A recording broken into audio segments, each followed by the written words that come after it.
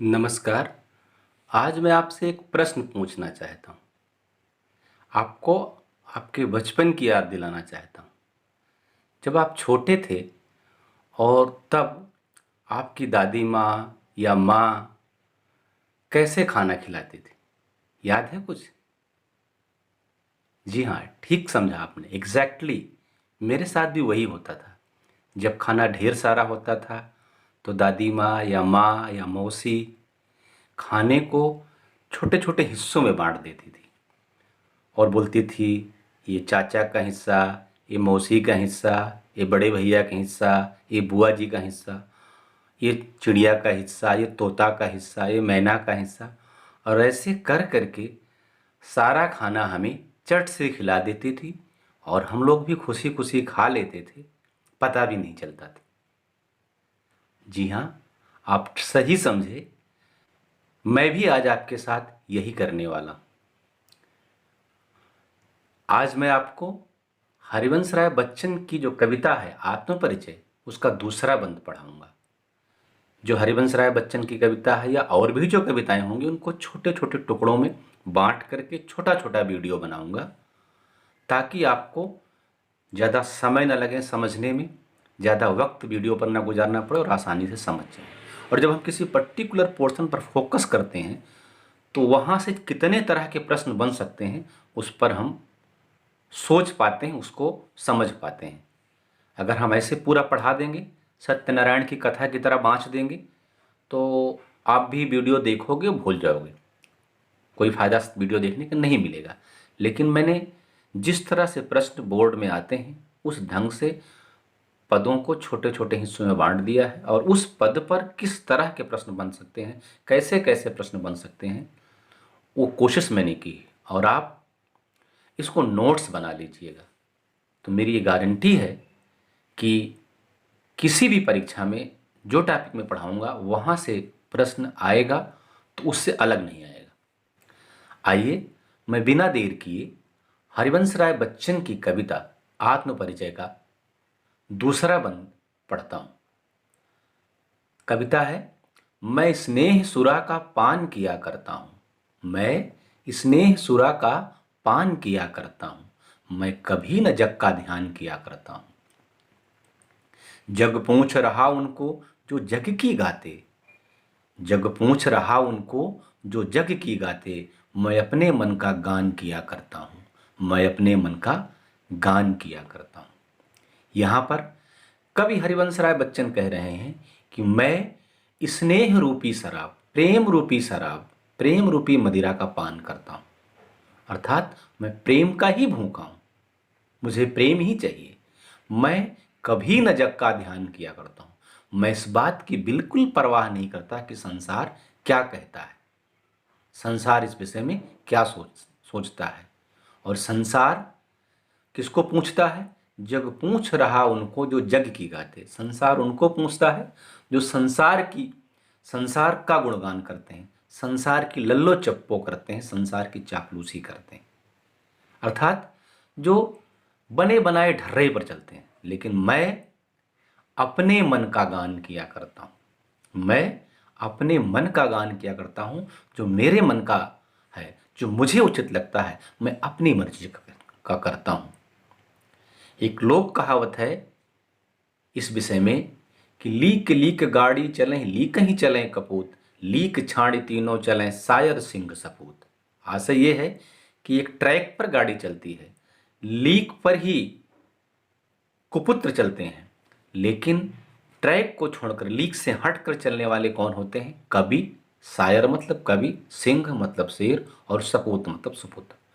तो बच्चन जी, आप जैसा जानते होंगे, मैंने अपने इंट्रो वीडियो में ही बताया था कि वो उनका अंदाज अलहदा है, वो बाकी कवियों से थोड़ा हटके हैं, हालावाद के प्रवर्तक हैं। और स्नेह सुरा शब्द यहाँ पर आया है। मैं आपको बता दूं कि हर कवि का एक पर्टिकुलर शब्द प्रतीक होता है, उसे बड़ा प्रिय होता है। बच्चन जी के साथ भी ऐसा है। सुरा, मदिरा उनका बहुत ही प्रिय प्रतीक है। उनकी बहुत सी रचनाएं हैं, मधुशाला, मधुबाला, मधुकलश, उन्होंने इसी पर लिखा है। और बड़े ही सुंदर ढंग से साहित्यिक बातों को कहा है। यहाँ पर कवि ने क्या कहा है कि मैं प्रेम रूपी शराब का पान किया करता हूँ और इसलिए मैं प्रेम रूपी शराब के नशे में डूबा रहता हूँ। मैं प्रेम का मतवाला हूँ, इसलिए मुझे जग का ध्यान ही नहीं रहता कि जग क्या करता है, क्या कहता है, क्या सोचता है। जग पूछ रहा है, उनको पूछे जो जग की गाते।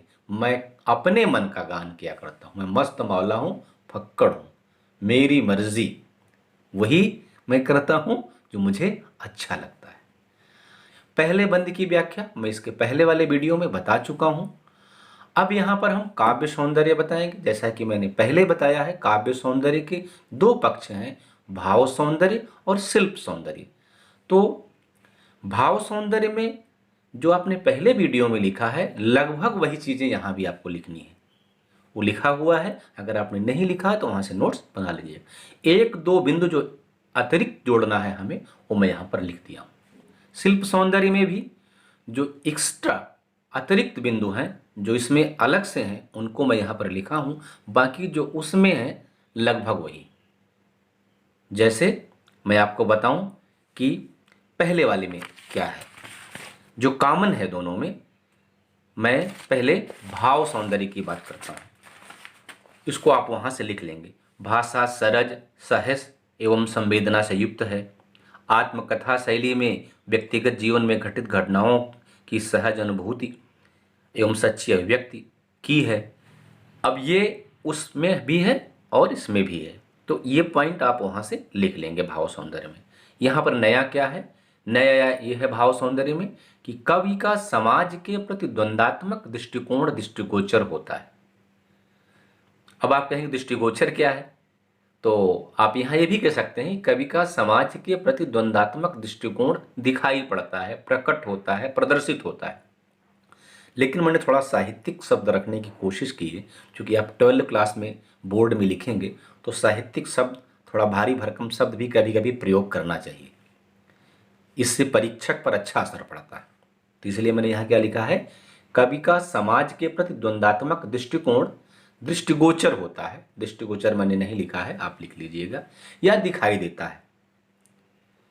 दूसरा, कवि का फक्कड़पन यहाँ इस पद में प्रदर्शित हुआ है। अब दोनों बिंदुओं को मैं आपको बताता हूँ। द्वंद्वात्मक दृष्टिकोण कहाँ दृष्टिगोचर होता है, यहाँ पर देखिए, इन्होंने कहा है कि जग पूछ रहा उनको जो जग की गाते, मैं अपने मन का गान किया करता हूँ, मैं कभी न जग का ध्यान किया करता हूँ। ये पंक्ति पे जोड़ दीजिएगा कि मैं कभी न जग का ध्यान किया करता हूँ। यहाँ पर कवि ये कह रहा है कि मैं जग का ध्यान नहीं करता हूँ। और इसके पहले वाले बंद में क्या कहा था, मैं जग जीवन का भार लिए फिरता हूँ। तो इन दोनों पंक्तियों में विरोधाभास है। इसीलिए यहाँ पर कहा गया है कवि का समाज के प्रति और उसकी रचना के प्रति भी यहाँ द्वंद्वात्मक दृष्टिकोण है। अब दूसरा है कवि का फक्कड़पन, कि मैं अपने मन का गान किया करता हूँ, जो जैसा सोचना हो सोचे। तो ये क्या है, इसका भाव सौंदर्य है। और हमने आपको पहले बताया था कि भाव सौंदर्य में क्या होता है, भावनात्मक स्तर पर कविता ने हमें है कैसे प्रभावित किया। अब आती है बात शिल्प सौंदर्य की। शिल्प सौंदर्य में जो बिंदु वहाँ पर हैं, जैसे गीति काव्य की सभी तत्व विद्यमान हैं, इसमें भी विद्यमान है। विद्यमान मतलब मौजूद है। लय, तुक और गेयता का श्रेष्ठ समन्वय है, इसमें भी है और उसमें भी। जैसे करता हूँ, किया करता हूँ, किया करता हूँ, इससे क्या है, लय बन जा रही, तुक बन जा रहा है। और जहाँ तुक का निर्वाह होता है वहाँ अंत्यानुप्रास अलंकार होता है। तो ये बिंदु वहाँ से आप लिख लेंगे। यहाँ मैंने नहीं लिखा है कि लय, तुक और गेयता का श्रेष्ठ समन्वय है, पहले वाले पद में मैंने लिखा दिया है। और क्या है, भाषा माधुर्य गुण संपन्न है, ये पहले वाले पद में है और इसका भी यही होगा शिल्प सौंदर्य। जो दोनों में कॉमन है मैं इसको छोड़ दिया हूँ। अब अलग क्या है, इसमें स्नेह सुरा में रूपक अलंकार है, प्रेम रूपी शराब में रूपक अलंकार है। और अगला बिंदु है शिल्प सौंदर्य में शब्द शक्ति क्या है, अभिधा है। अब अभिधा क्या होता है, अब बोलचाल की भाषा में समझिए कि अभिधा का अर्थ होता है कि जो कहा जाए उसका वही अर्थ निकाला जाए, उसका व्यंग अर्थ या लक्ष्य अर्थ ना निकाला जाए। जैसे सूर का पद है कि उधो तुम हो अति बड़भागी, तो गोपियां बड़भागी कह रहे हैं लेकिन उसका अर्थ अभागा है, तो वहाँ व्यंग्य अर्थ है, तो वहाँ व्यंजना शब्द शक्ति हो जाती है। लेकिन यहाँ पर क्या है, जो कहा जा रहा है वही अर्थ निकालने की बात कही गई है। अब हम इस पाठ पर जो आधारित प्रश्न हैं जरा उनको देख लेते हैं। कौन कौन से प्रश्न परीक्षा में बनते हैं। जैसे एक प्रश्न ये बनेगा कि स्नेह सुरा से कवि का क्या आशय है। अब आपको मैंने बताया कि कवि ने कहा है कि मैं प्रेम रूपी शराब का पान किया करता हूं, प्रेम रूपी मदिरा के नशे में डूबा रहता हूं, इसलिए जग का ध्यान नहीं करता हूं। अर्थात कवि को प्रेम ही चाहिए और कुछ नहीं। और सच पूछिए तो इस संसार की, इस पूरे ब्रह्मांड की कि अगर कोई एकमात्र शक्ति है तो प्रेम है। पूरा संसार इस प्रेम नामक शक्ति से संचालित होता है। अगर प्रेम ना हो तो इस धरती या ब्रह्मांड शायद एक सेकंड भी नहीं टिक पाए। आप बोलेंगे कैसे? जैसे आप देखते हैं सभी आठों ग्रह सूर्य के चारों तरफ चक्कर लगा रहे हैं। कौन सा बल उनके बीच में काम करता है? आकर्षण बल। और आकर्षण का ही तो दूसरा नाम प्रेम है। ये एक महत्वपूर्ण चीज है जो हमारे जीवन से आज गायब होती चली जा रही है। इसी के लिए कवि ने पहली पंक्ति में कहा है, पहले बंद में, कि फिर भी जीवन में प्यार लिए फिरता हूं। कवि को इस बात का एहसास है कि जीवन की महत्वपूर्ण शक्ति है प्रेम और लोगों के जीवन से गायब होती जा रही, लेकिन कवि ने बचा के रखा है। यही स्नेह सुरा का आशय है। जग पूछ रहा उनको जो जग की गाते, इसका आशय स्पष्ट कीजिए। ये भी प्रश्न बोर्ड में आया हुआ है। तो कवि यहां क्या कह रहा है कि संसार उनको पूछता है जो संसार के बताए हुए ढर्रे पे चलते हैं, जो संसार की लल्लो चप्पो करते हैं। वो गलत है या सही इससे मतलब नहीं, लेकिन कवि कह रहा है कि मैं अपने मन का गान किया करता हूं और सही है। आप भी अगर गौर करें तो पाएंगे कि जितने भी महापुरुष हुए हैं उनके समय में उनको लोगों ने पत्थर ही मारा है, उनकी आलोचना की है, उनको तरह तरह की प्रताड़ना दी, पूजा तो बाद में की। प्रायः उन्हें उनके समय में नहीं समझा गया, बाद में उनके महत्व को समझा। तो संसार का नियम है, उसी को पूछता है जो उसका गुणगान करता था, जो उसके हिसाब से चलता। जो उसके हिसाब से नहीं चलेगा संसार उसको प्रताड़ित करता है। लेकिन कभी कह रहा मुझे इससे कोई फर्क नहीं पड़ता, मैं अपने मन का गान किया करता हूं। ये हो गया। और एक प्रश्न जो आता है परीक्षा में, जिसका भी थोड़ी देर पहले मैंने जिक्र किया, वो ये है कि कविता एक ओर जग जीवन का भार लिए घूमने की बात करती है और दूसरी ओर मैं कभी न जग का ध्यान किया करता हूं। विपरीत से लगते इन कथनों का क्या आशय है? तो यहां पर आपको बता दूं कि कवि ने यहां पर यह कहा है कि मैं जग जीवन का भार लिए फिरता हूं। इसका आशय यह है कि मैं उन सारे सांसारिक दायित्वों को निभाता हूं जो बाकी लोग निभाते हैं। जो सारे सांसारिक जिम्मेदारियां हैं मैं भी उनका निर्वहन करता हूं, मैं भी इसी संसार में रहता हूं। उसका आशय वो है, मैं जग जीवन का भार लिए फिरता हूं, फिर भी जीवन में प्यार लिए फिरता हूं।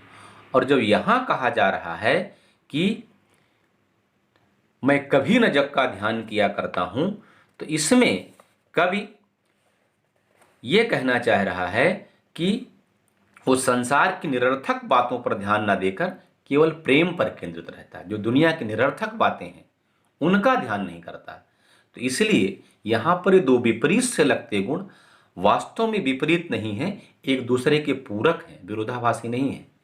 बात को मैं फिर से थोड़ा और स्पष्ट कर दूं कि पहले वाले बंद में जब कवि कहता है कि मैं जग जीवन का भार लिए फिरता हूं, तो उसका आशय है कि मैं वो सारे सांसारिक दायित्व, सारी सांसारिक जिम्मेदारियां निभाता हूं जो बाकी लोग करते हैं।